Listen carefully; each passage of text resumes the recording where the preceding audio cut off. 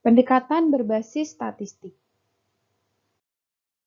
Pendekatan berbasis statistik, definisi probabilistik dari outlier. Outlier adalah objek yang memiliki probabilitas rendah sehubungan dengan model distribusi probabilitas data. Biasanya, yang mengasumsikan model parametrik yang menggambarkan distribusi data, misalnya distribusi normal. Terapkan uji statistik yang bergantung pada distribusi data, parameter distribusi, misalnya mean, variance, jumlah outlier yang diharapkan, contoh batas kepercayaan. Masalah mengidentifikasi distribusi kumpulan data.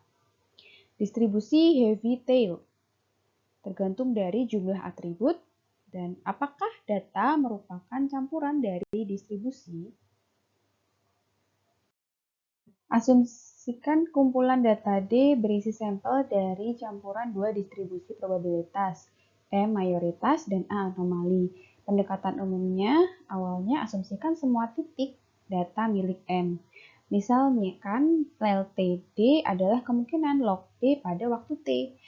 Untuk setiap titik XT milik M, pindahkan ke A.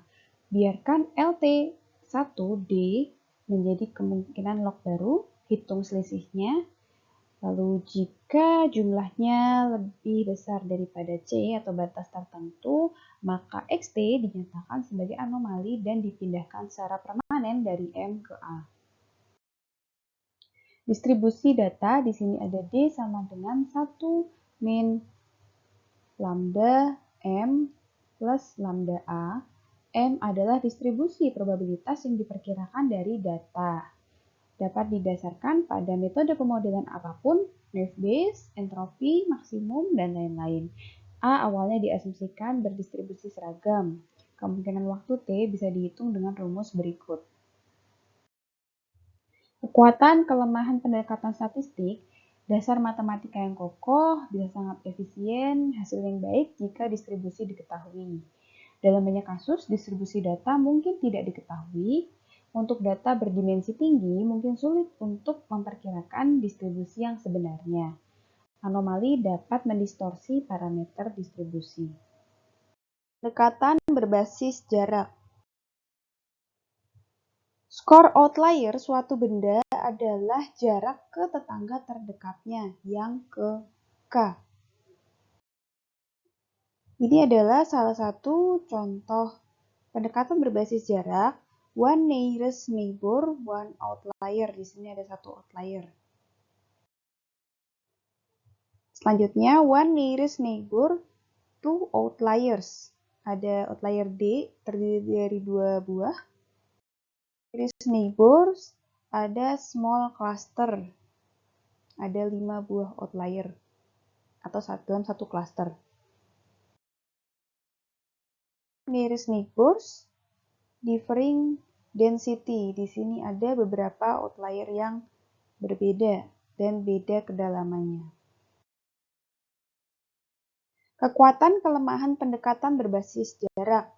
Sederhana, mahal, atau bisa dihitung dengan ON2, sensitif terhadap parameter, peka terhadap variasi kepadatan, jarak menjadi kurang berarti di ruang dimensi tinggi. Outlier berbasis densitas. Skor outlier suatu objek adalah kebalikan dari kepadatan di sekitar objek. Dapat didefinisikan dalam istilah K nearest neighbor. Satu definisi inverse jarak ke K nearest.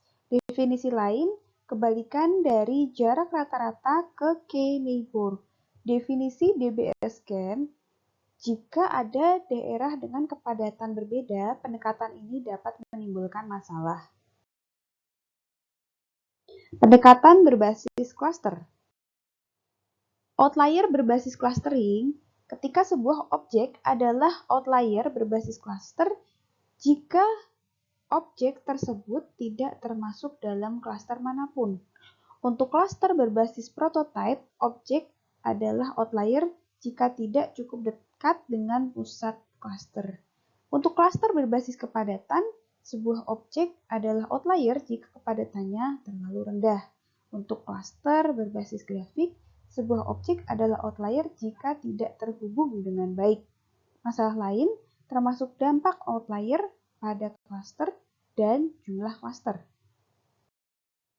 Di sini ada jarak titik dari sentroid terdekat antara C, D, C 4,6, D 0,17, A 1,2. Jarak relatif poin dari sentroid terdekat. Kekuatan kelemahan pendekatan berbasis clustering. Pertama, sederhana. Kedua, banyak teknik pengelompokan dapat digunakan.